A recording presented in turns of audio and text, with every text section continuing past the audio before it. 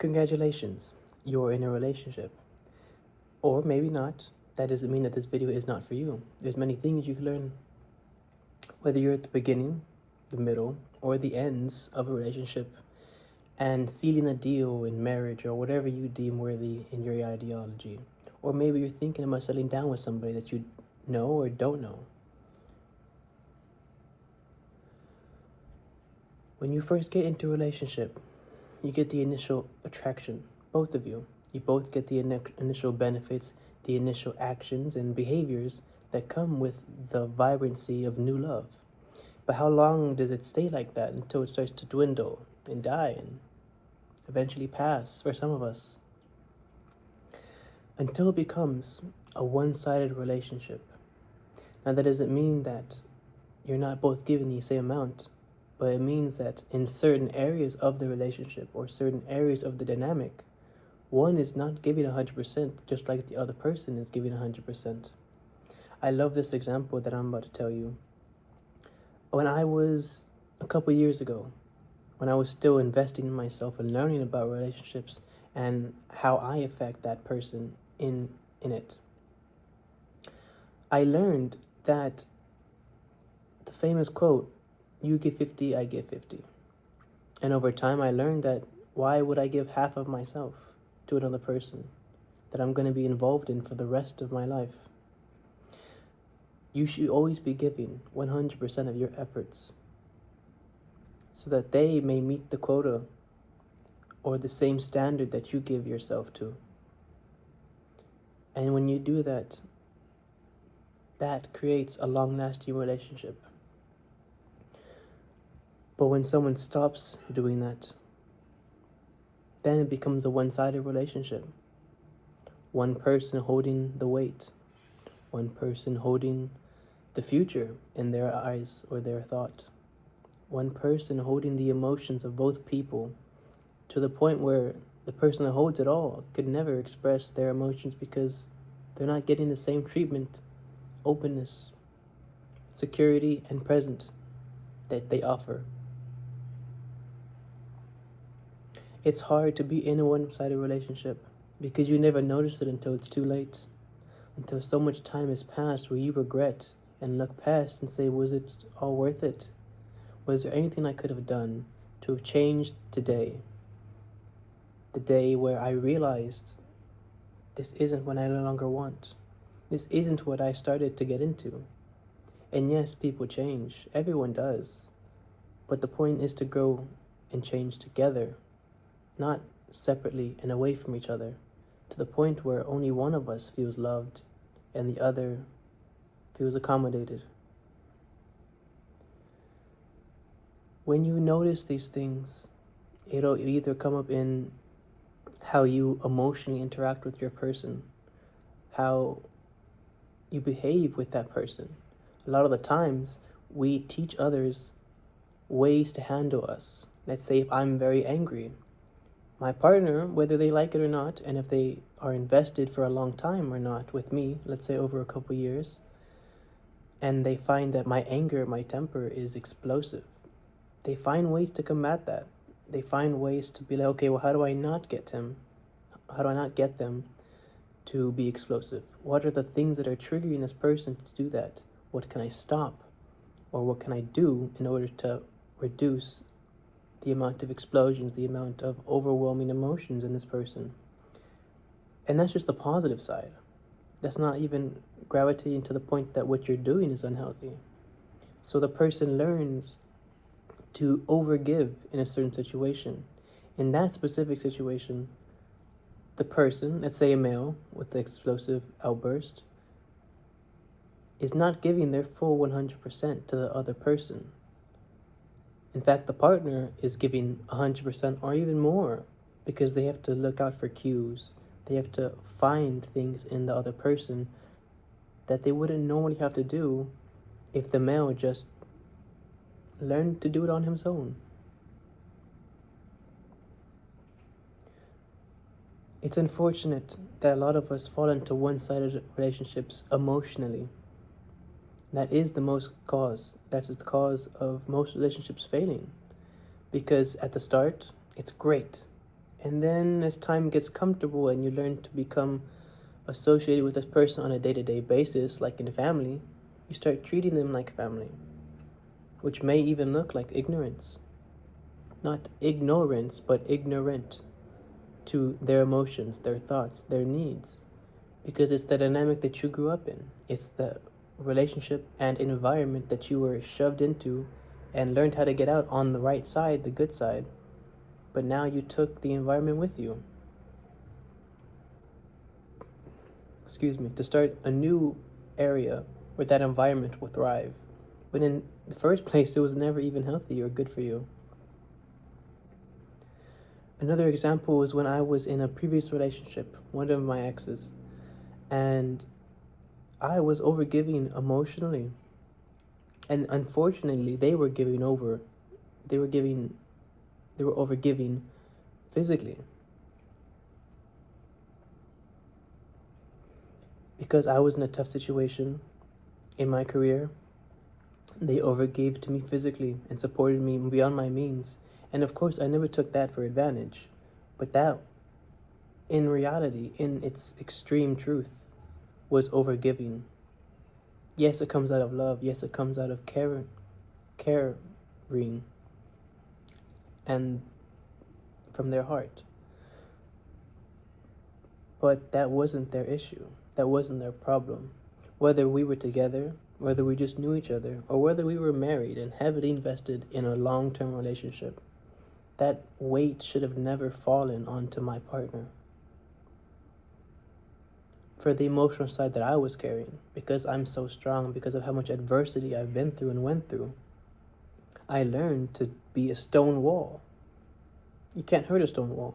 You can't yell at a stone wall. You can't inflict any damage upon it emotionally. And it's just there. It will just be there.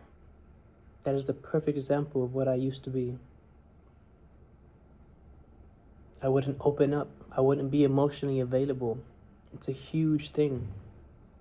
Because being emotionally available is different from being vulnerable.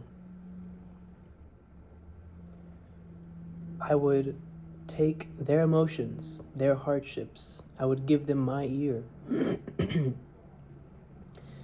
and prove to them, while also proving to myself, because that's a part of where I recognize my self-worth. Like, okay, I'm good at this, which means that I'm worthy or have worth because of my attributes. But entirely, it was the opposite. I learned that I was having a savior complex to a person that I wanted to be with and truly cherished in my life. But they were ignoring my side of the relationship. I gave them all the benefits, but what did they give me? Now again, they did give to me physically in abundance, but that's just to support me. Now that could have been a family member, so this has to be with romantic relationships and one-sidedness. It's important for you to acknowledge when you aren't being open about your emotions. Like I said, it's the number one case of why relationships die. It's not communication, because communication comes with openness, and with openness comes emotion. So it all comes down to emotion. Being vulnerable is different from being emotionally available, because being emotionally available is a part of vulnerability. It isn't separate from it. So if you're just vulnerable and you're not being emotionally available, that's different. An example of this is when, let's say you're in a work setting or in a setting of group, and you're being vulnerable about how your brother or someone that you know in family just passed. That's being vulnerable. You don't need to open out about something that's so heavy and close to your heart. But what's being emotionally available is attaching the emotion to it instead of just stonewalling your emotions and telling yourself that it's okay, that everything's fine, and that you're happy when you're not. You never gave yourself the time, the moment, the availability to express your emotions, to feel what you need to feel. And that just goes into your relationship. a person, let's say a woman and a male, for a relationship dynamic. The woman asks the male, hey, I notice because we've been together for so long, I'm not dumb, okay? I'm very smart and I'm very capable, and I can understand that you are going through a hard time. You're stressed or you're agitated, so I want to know what's going on. In that moment, the woman is trying to create a connection and be compassionate and empathetic to your situation. Now, being emotionally unavailable would say that you're fine, everything's okay, nothing's wrong. Why do you always talk? Why do you always get so invested whenever I'm so agitated from work? I just want to be home. I just want to be at work. I just want to be resting from work, and all of these aspects of whatever your day may hold, whatever the reason is that you're agitated or not emotionally stable or happy. So the woman gets upset because you're not giving 100%. You're not being available, which is creating a one-sided relationship, because she needs to figure out what's going on. Because if you guys live together, if you guys share any connection whatsoever, then there must be some standards and rules for what you guys can do and help each other with. You guys are in a relationship. That means that their problems are your problems. Whatever is affecting your mind affects their mind. And if it doesn't, then maybe you should look into that. But it all stems down to your emotions.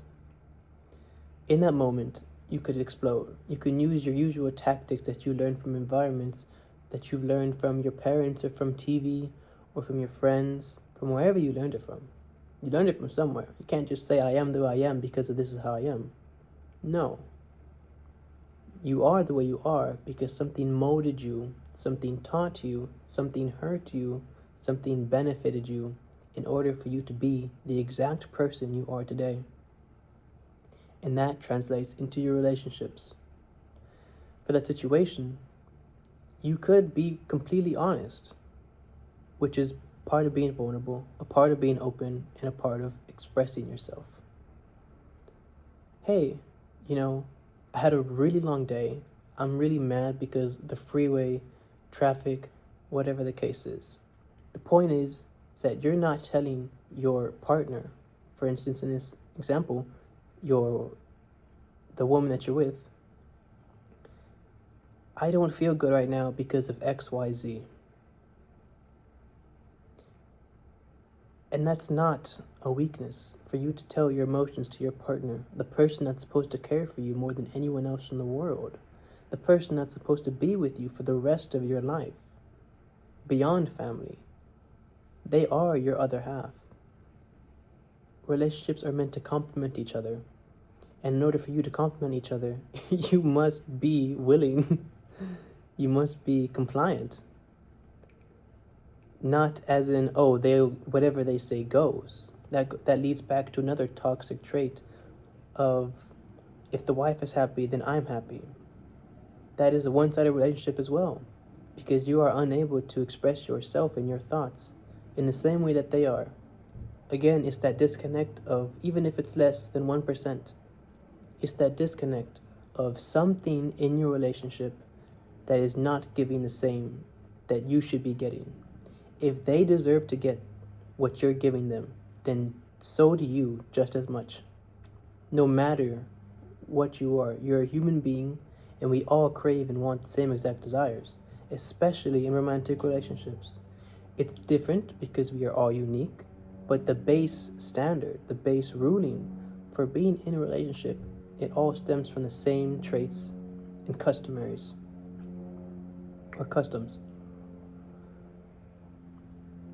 So there's another problem that I want to bring up. It is also happening to be among this generation, where they only want you for your body, not for your heart. And it's unfortunate to say, but that is the truth. The reality is reality.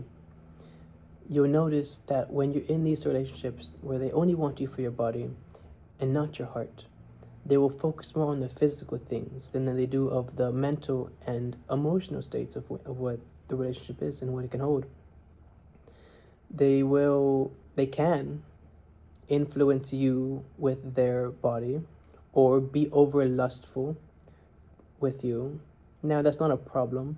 It's very good that your partner is attracted to you. But is that all that they're here for? Because that doesn't make it a relationship. That just makes it a mutual attraction. And if anyone could put a label on it, I call it friends with benefits.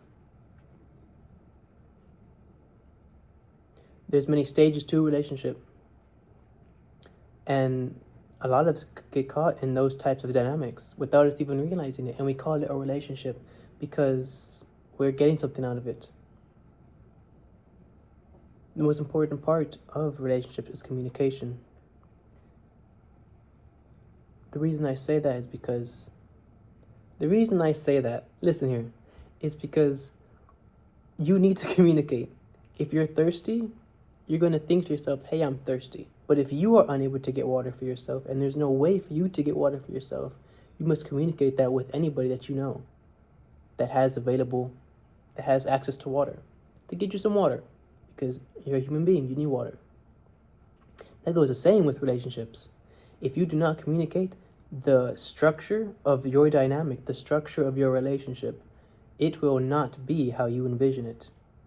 You'll wake up one day and be like, wait a second. She just said she loves me, but we're friends with benefits. How does that make sense? It's a one-sided relationship. You will find yourself being emotionally held and captivated by what people say, by what your partner says. It's hard because you must trust your partner, you must love your partner, you must do all of these things, right? We all know this. But the only issue is that that's their mindset, or that's your mindset. That's the things that you have instilled into you and what you think a relationship is. That doesn't mean that they think the same thing. So it comes down to communication. You need to expressively state the situation. A great example was my last relationship. Before we even got together, I had to lay out in terms because we went to the next stage without actually being involved. So I asked them, oh, what is your outlook on this relationship, on this dynamic?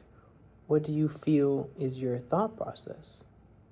And they told me flat out, oh, or I am polyamorous. I do this and I do that. I have this and I have that.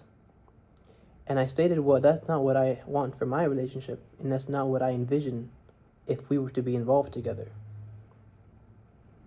So they decided to become monogamous during our length of the relationship, which was really great, because if I had left that stone unturned, then that might have caused problems for me, even just me knowing their stance in the relationship, but without ever defining what we are as a couple, as a team.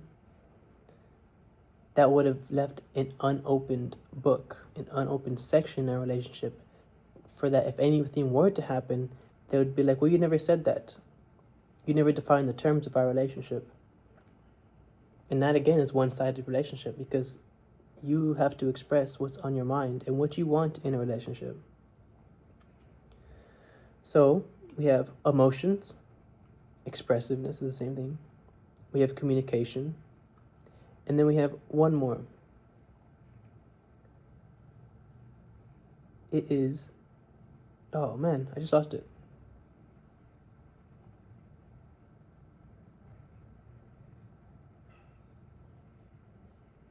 It is your behavior.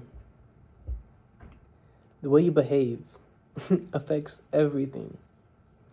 And when you're in a one-sided relationship and they are behaving wrong, when they don't treat you right, when they possibly gaslight you, or when they possibly do things that aren't for your benefit, then the relationship is one-sided. You both created a reality where the relationship is supposed to be one set thing and expect the other person to think and know and understand that's what the relationship is. But it comes down to the behavior as well. Let's say your person says they love you, and then a second later they get angry at you and explode on you because the rice overcooked, or because their appointment was canceled for some unknown reason that couldn't be helped. And they take it out on you, the person that they're supposed to love the most, the person that is supposed to come before anyone else. They decide to take out their anger and frustration on you as if you were some stranger, as if you were someone who isn't in consideration of their feelings, and vice versa. It's a shame, I say once again, because these are certain, and they're not even all of them. They're just specific outcomes and scenarios that I have portrayed to you. Whether you are in a one-sided relationship or not, that is up for you to decide. I cannot give you all the answers, but I can give you the template on what is and what it isn't, what it looks like and what it shouldn't look like.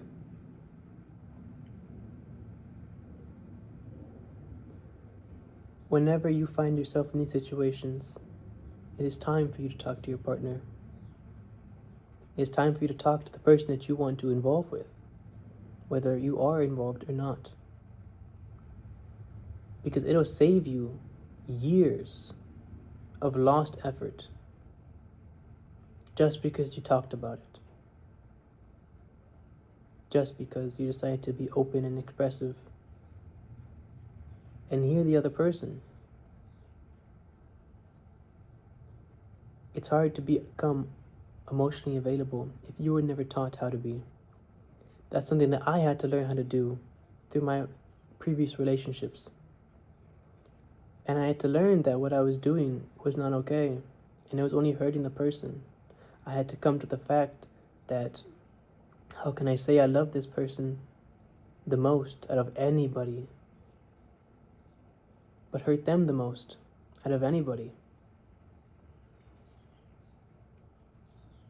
You should never be comfortable with that kind of dynamic, with that kind of mindset, because then you chase the people that mean the most to you. You shove them away, when in reality, you want to bring them as close to you as possible, for whatever reason, to protect them, to love them, to honor them. You put a name on it, you put a label. You put yourself in that situation. Now it's time for you to work through it or get out of it. If a person shows you who they are, then believe them.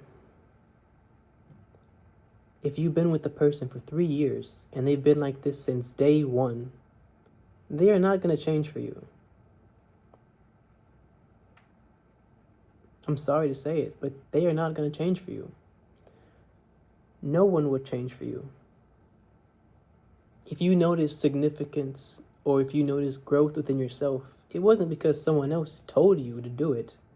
It was because you wanted to do it. So you need to find another person, or you need to work with that person to get you back on the same page.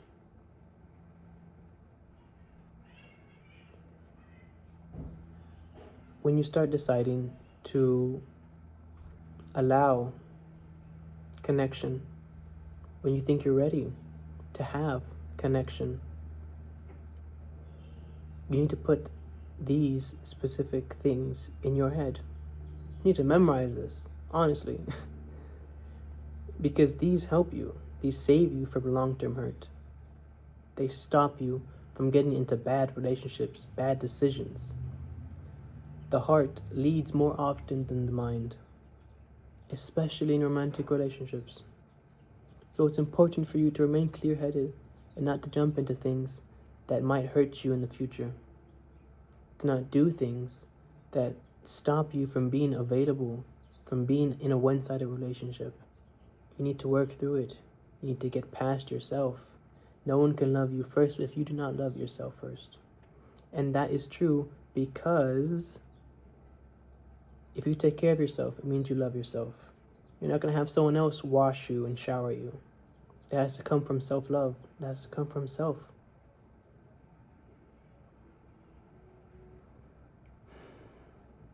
It's okay to be honest with your partner. It's okay to be honest in a relationship. If anything, it is the most beneficial thing that you could have ever done in your entire life. Because there's a saying, and I'm paraphrasing, but it says to be in a relationship is to witness one another, to expose each other to themselves in a way that the world cannot see, and to say to the other, your story, your life here, who you are, will not be forgotten, because I choose to see you, and I choose to remember it.